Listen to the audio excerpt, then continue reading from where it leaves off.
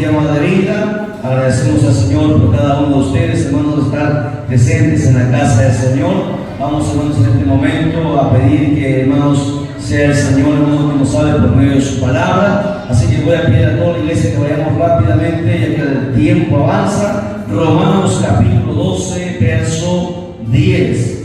Romanos capítulo 12, verso 10. El día de ayer empezamos a hablar sobre la coinonía, la importancia de la coinonía. Vimos la definición que era, hermanos, un mandamiento, una ordenanza establecida por Dios. Nos hacía, hermanos, más compañeros, nos enseñaba a compartir las cosas en común, a tener en comunión todas las cosas.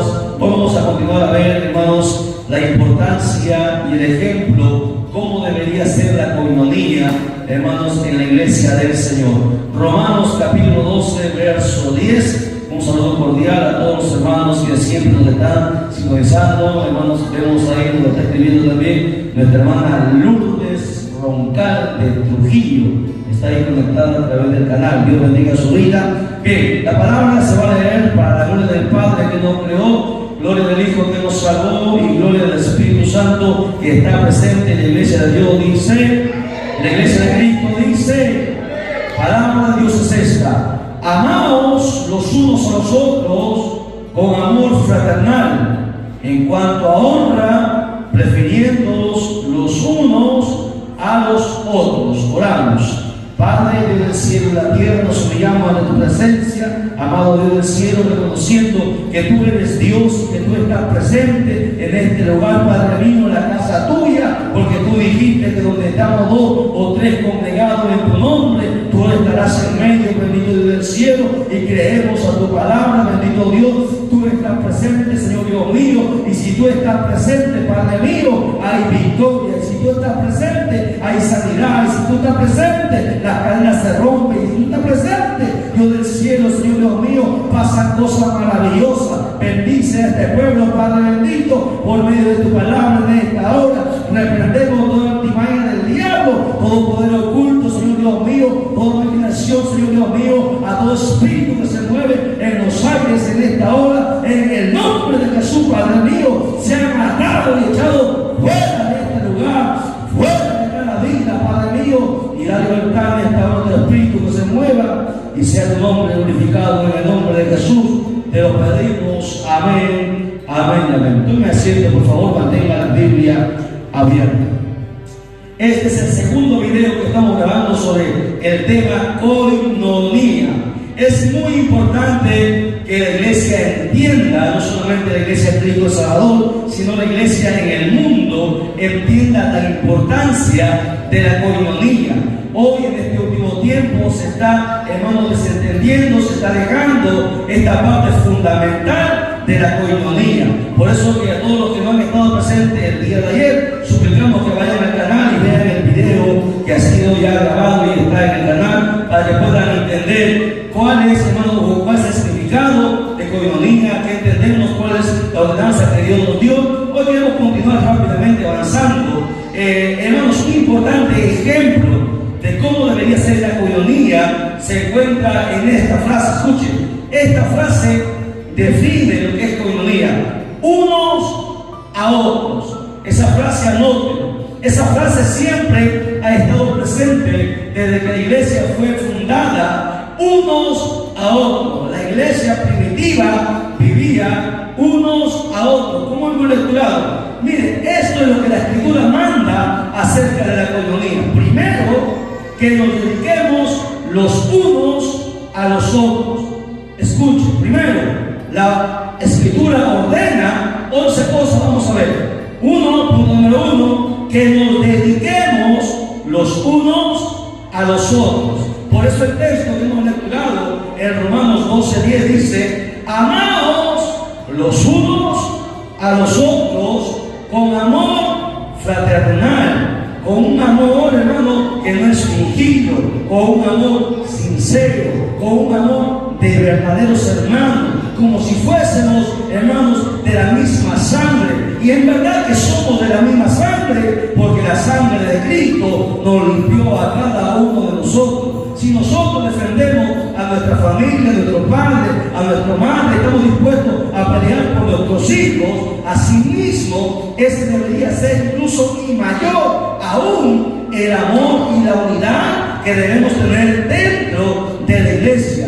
El deber de protegernos, de dedicarnos los unos a los otros, de darnos tiempo el uno para el otro, es lo que la Escritura manda. Por eso, que hermanos, cuando esto no sucede, la iglesia siempre va a ser débil. Y cuando una iglesia es débil, el diablo la puede zarandear, el diablo la puede traer al piso, el diablo la puede dividir. Por eso que siempre se tiene que buscar la unidad, unos a otros. Eso cuesta, eso no es sencillo. ¿Saben por qué no es sencillo?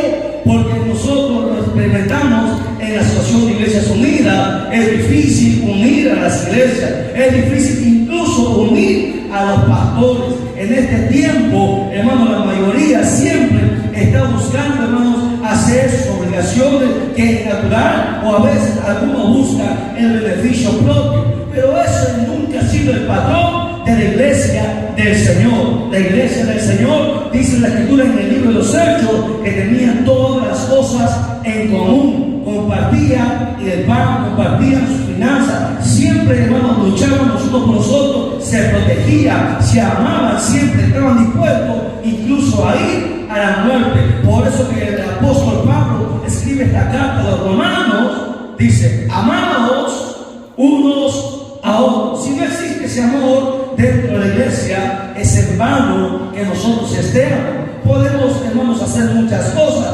para el Señor, pero aquí la Biblia dice: aquel que no ha conocido el amor, tampoco ha conocido a Dios. El amor cuesta, el amor se cultiva. Por eso cada día debemos congregar. ¿Qué pasa cuando alguien no congrega? ¿Qué pasa cuando alguien falta? Hermanos, uno se debilita, uno no sabe cómo estamos. Por eso que se pierde ese lazo, se pierde ese vínculo fraternal que Dios nos manda. Por eso es muy importante, y esto es un mandamiento.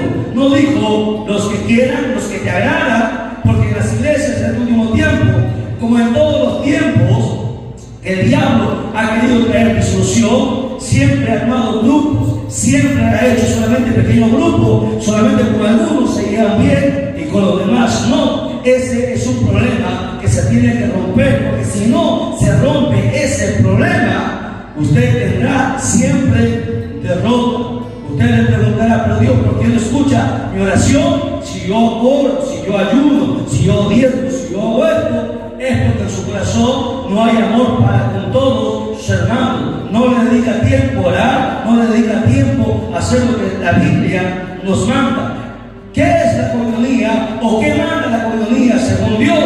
Uno, que nos dediquemos unos a otros, que siempre preguntemos: ¿cómo te va? ¿Cómo estás? ¿Estás bien? ¿Has comido el día de hoy? ¿Has tenido algún problema? Que siempre compartamos. A veces al final del culto siempre debería haber ese momento de compartir, de conversar, de dialogar. La iglesia primitiva siempre lo hacía. En este tiempo no. La gente a veces con sus deberes, sus quehaceres, termina el culto y con la misma se quiere retornar a su casa para continuar haciendo sus quehaceres. Yo sé que hay quehaceres, pero el mayor quehacer es, hermano, que mantener la iglesia unida. Y mantener la iglesia unida depende no solamente del pastor o de las autoridades, sino depende de cada uno de nosotros, porque el día que nos presentemos delante de Dios, Dios nos dirá: ¿y usted qué hizo para mantener la iglesia Cristo Salvador unida? Hermana Débora, ¿usted qué hizo? Hermana Ignacio, ¿usted qué hizo para que todos permanezcan juntos, en amor, en unidad? Y usted dirá: bueno, Señor, yo hice esto y aquello. Y el Señor te dirá: sí, lo hiciste. Y el Señor te dirá: no lo hiciste, porque yo lo veo todo. Eso es parte de la coinonía. La coinonía es el deber de cada uno de nosotros, mantenernos, hermanos, en unidad, dedicándonos los unos a los otros. Punto número 2. ¿Qué ordena la Escritura en cuanto a la coinonía? Que nos honremos unos a otros. Anote, punto número 2. Que nos honremos los unos a los otros. En ese mismo texto, la segunda parte, yo solamente he leído con amor fraternal. En ese mismo texto de Romanos 12:10 dice lo siguiente: en cuanto a honra, prefiriendo los unos a los otros. ¿Qué está diciendo? Este texto, el mismo texto, nos dice: si en verdad tu amor es genuino, entonces tú vas a honrar a tu hermano, a tu hermano. ¿Y de qué manera se honra? Pues de diferentes maneras, respetándole, valorándole, teniéndole en cuenta en las oraciones, respetándole, sirviéndole. Y ese es el problema que muchos no hacen. La vez pasada, dos hermanas de una iglesia, una hermana, a pesar que tenía un cargo más que la otra, le decía a la hermana: sirve. Y la hermana ni le contestó, ni le dio la mirada, y la ignoró. Y yo estaba ahí. Entonces, uno se da cuenta de que no tiene algunas personas están dentro de la iglesia y pueden tener talentos, pueden tener dones, incluso ministerios, pero si no hay el don de servicio, de servir, aun cuando nadie te ve, porque Dios sí nos ve, eso nos tomará cuenta un día el Señor. Cuando la hermana me vio que yo la había visto y que le iba a llamar la atención, y no me interesaba, porque yo lo iba a hacer delante de todo, le iba a llamar la atención, inmediatamente quiso hacer caso y obedecer, pero lo que hizo estaba mal. ¿Por qué? Porque si nosotros no nos servimos los unos a los otros, nosotros no nos honramos, entonces no vale nada nuestro servicio, nuestra adoración y nuestro amor que decimos tener por Dios. Si nosotros decimos que amamos a Dios y no amamos a los hermanos, entonces nuestro amor por Dios es en vano, es falso. Y ese problema lo tienen millones de cristianos en el mundo entero. No servimos. Nos gusta que nos sirvan, que nos atiendan, que nos aplaudan, que nos elogien, pero no nos gusta atender a los demás.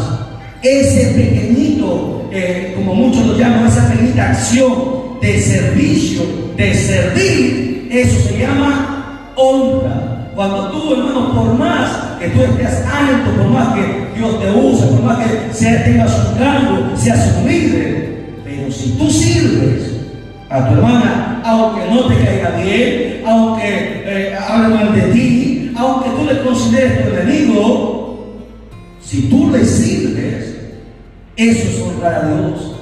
Y eso es lo que Dios tomará en cuenta un día. Cuando tú elevas una oración a Dios de urgencia, por una enfermedad tuya o de tu familia o por una necesidad económica, esa acción que tú haces de honrar a los otros, Dios la tomará en cuenta. Mucha gente dice: pero ¿por qué Dios no me escucha?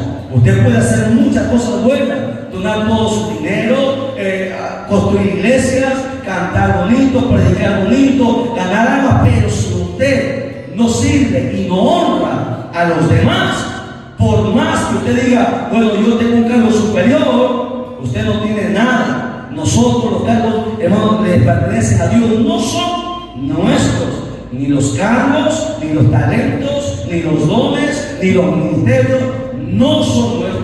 Son emprestados por el Señor con el objetivo de servir. Cuando Dios habla en Efesios y dice que Él mismo constituyó apóstoles, profetas, evangelistas, pastores y maestros, en ese orden, escúcheme, en ese orden: apóstoles, profetas, evangelista está más arriba, pastor y maestro, en ese orden. So, un día vamos a definir eso. Y Dios es perfecto, no es que al azar, siempre hay un orden. Dios es perfecto. Y dice ahí, Él mismo nos constituyó a estos 5 ministerios. ¿Con qué objetivo? Con el fin de perfeccionar la iglesia, o sea, con el fin de servir dentro de la iglesia. Para eso Dios nos llamó. Y esto habla de la honra que debemos tener los unos a los otros, como dice, prefiriéndonos los unos a los otros. Eso es el problema en todas las iglesias en el mundo entero. Eso Dios le va a tomar a cuenta. Por más que permanezca oculto, desapercibido, pase desapercibido, Dios un día llamará a cuenta. Aprenda algo. Mientras usted más sirva, Dios le va a honrar, porque la Biblia dice que Dios honra al que le honra. ¿Y cómo usted honra a Dios? Cuando usted honra a uno de sus hijos. ¿Me entiende? Usted no puede decir que usted honra a Dios si no honra a los demás. Usted aprenda a servir a su prójimo, a amar a su prójimo, a hacer las cosas, hermano, no esperando nada a cambio, pero Dios sí las tiene en cuenta. ¿Por qué? Porque ese servicio que usted hace es anotado en un librito que se abrirá en Apocalipsis, llamado el libro de las obras. ¿Me entiende? ¿Cuánto usted ha servido?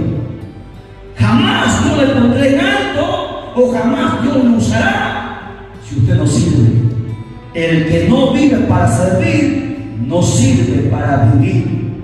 Eso es honra. La honra que Dios demanda es la honra que Dios, hermanos, espera los unos a los otros. Así que los que nos están viendo a través del canal, aprenda a servir, alcanzar aunque sea un vaso de agua, una silla, ore por esas personas, sírvale, sea amable. Todas esas cosas serán que le ayudarán en el día que usted más lo necesite. Porque cuando usted más lo necesite, sus oraciones no subirán a la presencia de Dios si usted no ha honrado a su hermano, a su hermana, a su prójimo. Por eso que la coinonía nos enseña esto, que nos honremos los unos a los otros. Punto número 3. Los que no han venido al culto, no voy a repetir esto. Que vivamos, ¿no? Que vivamos en armonía con los demás.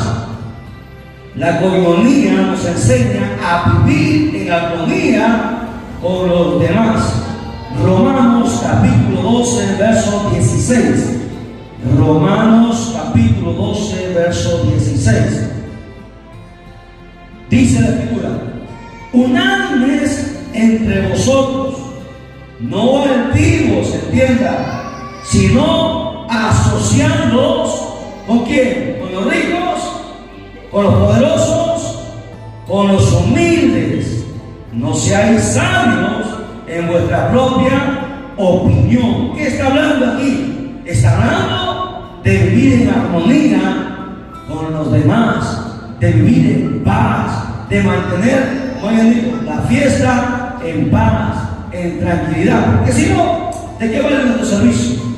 La gente que no está de acuerdo con usted, ¿qué pasaría? A ver, hermano Hidalgo, si usted aquí vamos a hacer el aniversario de la iglesia, usted da su opinión y no la tiene en cuenta, ¿cómo usted obraría? ¿Se sentiría mal? ¿Se resentiría? ¿Empezaría a murmurar? ¿El cristiano maduro? Bueno, normal, no hay problema, dio su opinión, y si no lo toma en cuenta, bueno, tal vez Dios así lo ha permitido. Gloria a Dios, y apoya las otras opiniones que los demás apoyó. Eso es vivir en armonía. El cristiano inmaduro se resiente, se molesta, murmura, chismosea, y eso es lo que estanca, hermano, la bendición de Dios en nuestra vida. Por eso que ese texto dice unánimes, o sea, en la unidad entre vosotros, no altivo, no soberbio, no porque yo soy el pastor voy a decir esto se hace y se hace. No, se consulta, se pone a juicio y se dialoga y se toma la mejor decisión. ¿Lo entiende? Eso es armonía. La coinonía nos enseña a vivir en armonía. Primera de Pedro 3:8. Vaya conmigo, Primera de Pedro capítulo 3, verso 8. Dice: Finalmente, ser todos de un mismo sentir. Escuchen, si la mayoría dice que se va a hacer una cosa y usted no opina de esa manera, pues como la mayoría dijo, pues entonces usted, bueno, si la mayoría dice así, pues hagámoslo para que los demás, para que todos estemos contentos. Dice, unan todos de un mismo sentir, compasivos, amándoos fraternalmente, misericordiosos, amigables. ¿Me entienden? ¿Quién es un amigo? Bueno, un amigo es aquel que disculpa, un amigo es aquel que perdona, un amigo es aquel que entiende, un amigo es aquel que ayuda a pesar que no le parece, pero ayuda. Eso habla de armonía, en un mismo sentido, teniendo un mismo pensamiento. Y eso no es fácil. ¿Por qué no es fácil? Porque nosotros venimos con pensamientos diferentes. Hemos tenido familia, escuchen bien, una familia que nos ha enseñado unas cosas. Hemos ido a la escuela y nos han enseñado otras cosas. Hemos ido que han ido a la universidad, instituto, han ido y les han enseñado otras cosas. Han ido a un trabajo y les han enseñado costumbres y cosas y pensamientos. Pero recuerden, todas esas cosas que usted aprendió en la iglesia, por sobre todas esas cosas que usted ha aprendido, está la palabra de Dios.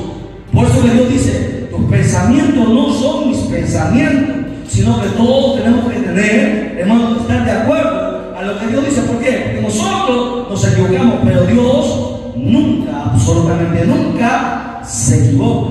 ¿Ok? Entonces el punto número 3 es que vivamos en armonía con los demás.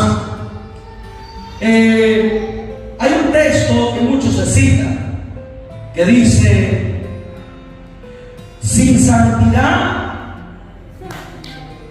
pero antes de decir sin santidad dice, guardad la paz para con todos y la santidad, sin la cual nadie verá a Dios. Ahora, a los cristianos les encanta recitar sin la santidad, pero antes de la santidad, ese texto mismo dice, guardad la paz para con todos. No puedes hablar de santidad si tú no estás en paz para con todos. ¿Y cómo es eso? Bueno, en tu corazón tú tienes que estar tranquilo, en tu corazón tienes que estar en paz, porque aquella persona que pide a Dios en su corazón, bueno, si nos dice, el hermano está hablando mal de ti, la hermana está hablando mal de ti, tú estás tranquilo. ¿Qué pasaría, hermano José, si le dice, el hermano Humberto está murmurando de usted? Si usted es maduro, tranquilo. Puede que sea cierto, puede que no sea cierto. No me molesto, ni me amargo, ni me enveneno. Es más, yo fuera al hermano Humberto y conversara con él. ¿Entiendes? Porque usted sabe que los chismosos siempre hablan de más. Entonces, cuando usted está en paz, en su corazón está en paz, usted recién puede entender lo que es santidad. Nadie entenderá la santidad si no vive en paz. Dios demanda vivir en paz para con todos. Que los demás digan, hagan muchas cosas. El cristiano maduro está tranquilo, está en paz. Que te están hablando mal de ti, que están rajando, que se están hablando en contra de ti. El cristiano maduro está tranquilo. ¿Por qué? Porque ha entendido que Dios manda vivir en armonía. Los demás pueden tener pensamientos diferentes a nosotros, pero si yo soy un hijo de Dios, mantengo la unidad, mantengo la armonía, le doy una sonrisa al que habla mal de mí, al que nos hace daño, al que nos calumnia. ¿Por qué? Porque uno tiene que mantener la paz. Eso es parte de la comunidad. ¿Por qué? Porque entiendo que mi deber como cristiano, más que predicar, más que ser aplaudido, más que levantar muertos, más que hacer milagros, mi deber principal es mantener la paz y la comunión dentro del cuerpo del Señor. ¿Por qué? Porque estamos dentro del cuerpo y de la iglesia del Señor. No es nuestra, es del Señor, y mi deber es mantenerla unida, en amor, en unidad, porque un día le daré cuenta al Señor. ¿Por qué usted cree que en muchas iglesias no hay milagros, no hay sanidades? No es porque Dios no tenga poder o porque el ministro no tenga poder, es porque hay mucha desunidad dentro del cuerpo. ¿Lo entienden? Un ejemplo de esto, y con esto voy a terminar vamos a hablar para hacer 2 videos más todavía, porque son 11 puntos, estamos en el tercer punto. Un ejemplo de esto es, Lucas habla, cuando Jesús habla de 3 parábolas en el libro de Lucas, una referencia al Padre, una al Hijo y el otro al Espíritu Santo, habla de la parábola del Hijo pródigo. En esa parábola está atribuida al Padre. La parábola de la oveja perdida, esa parábola está atribuida al Hijo. Y también habla la parábola de la moneda que se perdió. Esa parábola se atribuye al Espíritu Santo. Y dice la Biblia que cuando la mujer pierde la moneda, se lo pierde dentro de la casa. Y eso es un simbolismo.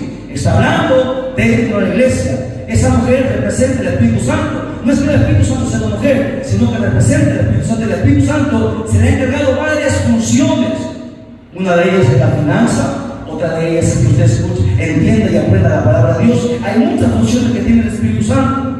La otra de ellas es que se mantenga la comunión, la armonía y la unidad dentro de la iglesia. Y cuando no hay eso, dice que el Espíritu Santo dice que está, la mujer dice que está atribulada buscando cómo encontrar esa moneda, pero cuando la encuentra, dice que llama a sus amigas, a sus vecinas y se alegra y hace gozo y se deleita en una fiesta.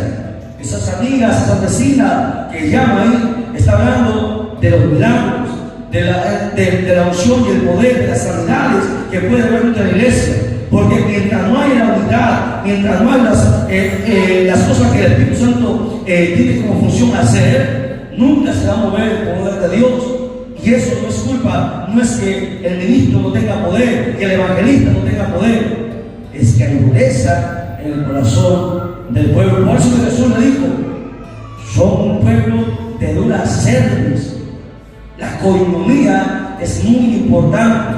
Esa coinonía debe mantenerse en la iglesia, esa comunidad debe mantenerse en el hogar, debe mantenerse en el lugar de trabajo o en el lugar de estudio, porque siempre va a haber gente que nos va en el trabajo, en cualquier lugar, va a haber gente que nos va a celar, nos va a envidiar, nos va a querer hacer daño.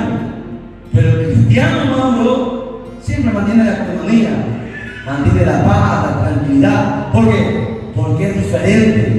Porque no es como el mundo, porque he entendido que un día nosotros nos presentaremos delante de Él y le daremos cuenta. Por eso Jesús dijo: amad a vuestros enemigos, llorad por los que os persiguen y ultrajan. ¿Entiende? Si Dios nos manda a amar a nuestros enemigos, ¿cuánto más tenemos que amar a nuestros hermanos? ¿Lo entiende?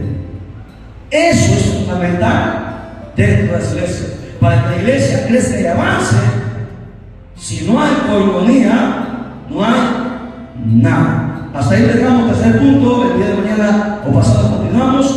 Nos ponemos en pie, glorifiquemos al Señor. El Padre, el Hijo y el Espíritu Santo. Gloria a Dios, gloria a Dios, gloria a Dios. Un fuerte aplauso a Jesucristo. Dios nos bendiga.